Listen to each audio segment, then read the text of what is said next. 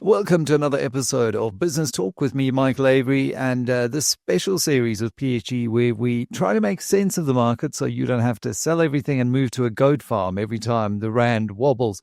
Today we're tackling one of the most common and I think most misunderstood questions in investing.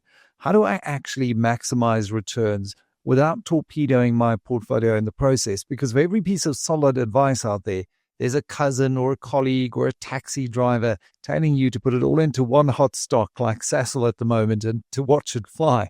Luckily, we've got someone far more qualified with us. Wendy Myers, Head of PSG Securities, is back to unpack the do's and the don'ts and the dangers of return chasing. Wendy, great to have you back. Let's just talk about the building blocks of returns, because we all want to maximize returns ultimately. We all want the ultimate alpha stock. But it turns out shouting at your portfolio doesn't do much, and neither does chasing winners. What are the most practical, easiest ways that individual investors can boost their portfolio returns without taking reckless bets? Yeah, thanks, Michael. So for me, I think three key things. Diversification, we speak a lot about it. Spreading your investments across different asset classes, different sectors, different geographic regions. This most definitely helps reduce a risk for the investor and improves overall performance. I think also it's very important for an investor to understand their risk tolerance. It's got to be defined upfront before you start investing. And this really means defining your comfort level with accepting potential losses. This is, in my opinion, very necessary when you want to determine your asset allocation, because obviously the different types of assets that you invest in and the sectors that you invest in will obviously drive your market volatility. And the investor's investment tolerance is basically his willingness to accept losses for the potential of higher returns, because we all know that equities is a single asset class that beats inflation.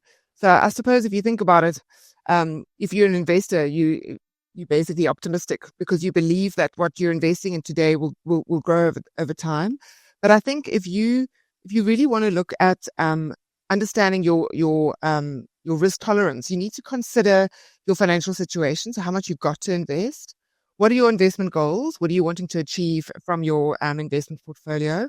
How long do you have to invest? What is your investment time frame? And then really your comfort level with accepting market volatility. That last one for me is extremely important because it's very much the emotion that we go through, right? When we look at our share prices and the dips and the rises that they do.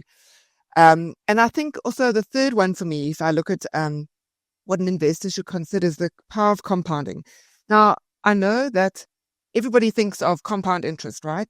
A lot of investors forget about the importance of compound growth when you reinvest your dividends into your portfolio and when you don't regularly withdraw. I think that's the key takeout from compounding. And there are a few other things to maximize your returns, like when you consider rebalancing, don't too often. And if you do it, do small tweaks. Don't do massive changes.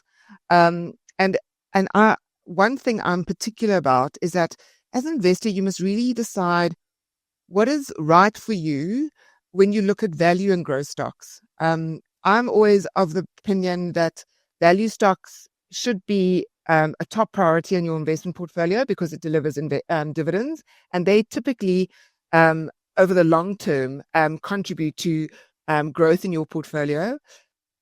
Growth stocks are also nice, but they add market gain. But the volatility can be quite particular there. So just be aware of those two and factor that into your portfolio construction. And, for me personally, I've always struggled with finding what my risk tolerance is because I'm naturally risk averse. And so I'll mull over a position, say Sasol, for example, when it was down at 60, it was trading on 2 times earnings. And I just thought, listen, I know everyone, it's probably the most discussed stock in South Africa and it never fails to disappoint, is the old adage around Sasol. But I just thought, 2 times earnings, the downside from here looks limited and the upside looks extremely attractive. and then looking at how much cash I had, I reckoned, well, I could probably tolerate 30% of my cash reserve buffer that I've got. This is outside of my other investments and RAs and structured investing. And I would be able to put my head on the pillow at night if Sassel were to go even further down and not fret too much. And then to me, that's how you get over that emotional element of understanding, what is your risk profile? How much would I be able to stomach without sweating and not being able to sleep at night? But I think everyone's got that story. I should have sold at the top. I went all in on crypto or Nvidia or Sassel was a sure thing. What are the most common traps or return boosting strategies that end up being financial faceplants instead? Yeah, well, I mean, if I think of all the examples I can think of that my friends and family have discussed with me over the years, simple things like they take a punt in a particular stock, but they put all their investment funds into that particular share. I mean, Nvidia last year was, everybody wanted to own it and they couldn't get enough of it. And it's come off materially. So doing that is very risky for me. And it's not something that I would recommend. Or even if you want to diversify, but you only diversify in tech, that in itself is also going to drive massive volatility. I think you've seen overseas the tech sectors come back materially. So that is, in my opinion, probably the first very bad idea in trying to maximize returns. But also another one is we think that if the shares performed in the past, that's a reflection of future performance. And that's not the case at all. Market conditions are influenced by many factors like economic shifts, political events. Think of the new Trump regime and how that's impacted share returns. So you can't say that what's happened in the past is going to necessarily be the future performance of the share. And then having low investment exposure to shares if you're a young investor. You've got this magnificent time horizon where you can be invested for the long term. So to be exposed to maybe just cash and bonds as a young investor is the worst mistake you can make. But then as you mature and as you age, then obviously you don't want 100% of your portfolio in shares because of the volatility. You want to have that balance between bonds, cash, and some ETFs and some single counters just to reduce that volatility. I think the fourth thing I would also consider is churning of your portfolio. So doing unnecessary or excessive trading, because remember that drives trading costs and that's going to impact your portfolio. Whenever you do a review of your portfolio, it should be that you're doing small tweaks. And then the final one, it's always around, as investors, we react emotionally to external events. We get irritated about a share's performance or lack thereof, and we knee-jerk in our trading, and it just doesn't set us up for the long term. Yeah, I think of Renogen recently and how many probably sold out right at the bottom. And then along comes a buyout offer and it's up 30-40% in a couple of days. Now, I think the frequency is a challenge for some investors when it comes to portfolio maintenance, because you also you don't want to lock it in and forget about it, because as you say, the macros change. You have a different president in the White House and things then will change for 5, maybe even 10 years.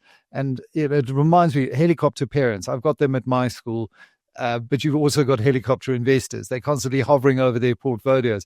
How often should investors realistically be reviewing their positions as a rule of thumb? It's probably difficult to say as a blanket rule, but how often should we be thinking about this? Well, I think if you talk to any financial advisor, they would always recommend annually, at least. I think that's sufficient, personally. Some advisors do it quarterly. I think that's too much.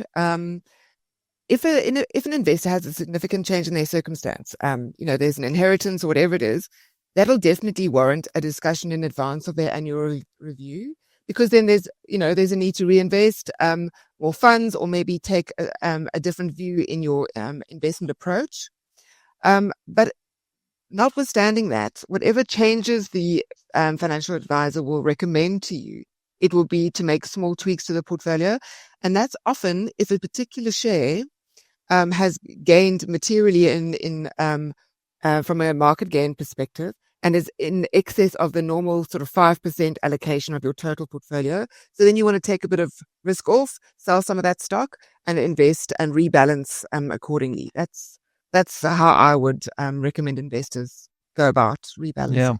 Yeah. Yeah, I mean that's good advice as well, because then you realizing those gains, and then you can recycle that cash into something that offers more attractive value somewhere else, and again that offers margin of safety, to borrow from Benjamin Graham, when you're entering Exactly. at a very attractive value position. Stop Exactly. loss orders. Mm. I mean, I know you've got strong views on stop loss orders. They sound great on paper. Protect your Yeah. downside, set Yeah. and forget, all of that. Do you think they actually help or hinder Yeah. individual investors in practice? Yeah. No, I'm really not a fan. It's also something that I tried early on in my investment journey, and I've been burnt by it. You know, stop losses are great because maybe it for the day you've saved yourself because the stock went down further. But then the re-entry level is so difficult to determine. So what often happens is, because it's a computer generated or event driven activity, so you sell your stock, but then to decide when to go back in, you don't know when the best entry level is, and then suddenly that share runs and you've lost out on the capital gain. Plus, you've incurred a cost, and you've incurred a capital gain in maybe a tax year where you've already incurred other capital gains, so your tax liability is even greater. So you've got to be a bit more careful and deliberate about triggering a sale, and it must be in the context of your full portfolio and what you're trying to achieve over the long term, about as opposed to short term gains.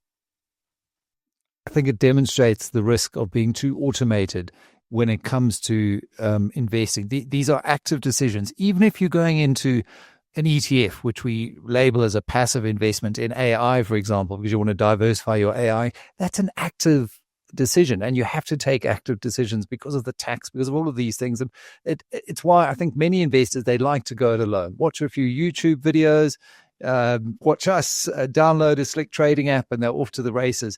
Why is it still critical for individuals to work with a firm like PSG, especially if they're serious about long-term wealth creation? Well, I think an advisor, well, not I think, I know an advisor is a qualified individual, qualified to provide holistic advice to the investor. The beauty of PSG financial advisors is they consider the investor's full balance sheet. And I mean, often they just start with saying, do you have a will? And let's look at your full asset base. And that makes sure, they also make sure that the investor understands the nuances of investing. They understand from the first meeting with the investor, it's important for them to understand the investor's risk appetite. This allows the financial advisor to guide the investor on portfolio construction, what products to be invested in, what asset classes. And then, in addition to that, the financial advisor will keep the investor disciplined to remain on his investment journey, as opposed to making these quick decisions along the way. And I think you want comfort in a financial advisor that you know has your best outcome and is a trusted advisor that'll walk the journey with you to achieve your investment goals. And so that you've got the comfort to know that when you choose to retire, you can retire comfortably. Yeah. And I think people just need to understand that, in the financial advice game, you win together. I know there've been stories in the past of, loan sharks and bad experiences. But in the main, to your point, advisors are highly competent, professionalized, with CFP or whatever That's right. qualifications.